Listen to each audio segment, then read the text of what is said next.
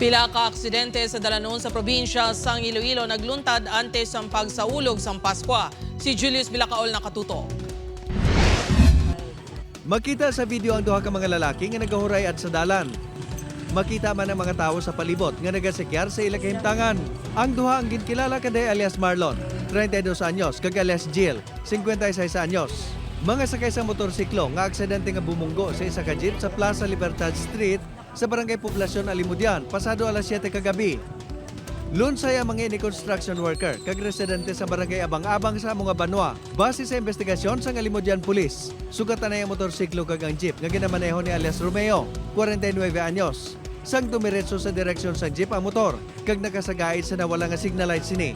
Paninag overshoot ni ang motor sa kag naing crowds niyang piyak na dalan kag nabubuan niya ining di pasayro nga jeep. Gilayon nga gindala sa Aliusan District Hospital ang duha bangod sa mga samad sa ilalawas.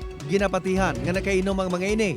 Ang initial sir nga investigation kag ang gi-comment ang aton nga ating physician sir nga ang driver kag ang iyapak rider sang motor ni sir under the influence of intoxicating liquor.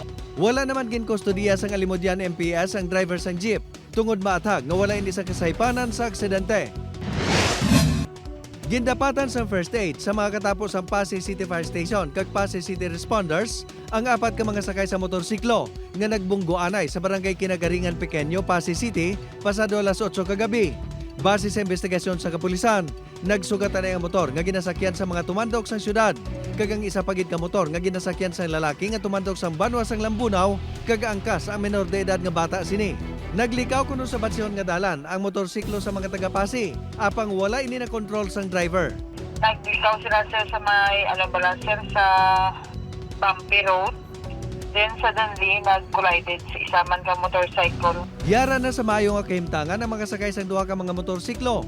Magluwas lang sa angkas ang taga-Pasay nga gin-refer sa ospital sa Iloilo City bangod nag-angkon sang bali sa nawala nga tiil. Nakaistoryahanay na ang magtimbang nga bahin at tuhoy sa areglo. Upod kay Romel Porquia, Julius Bilacaol. 1. Western Visayas.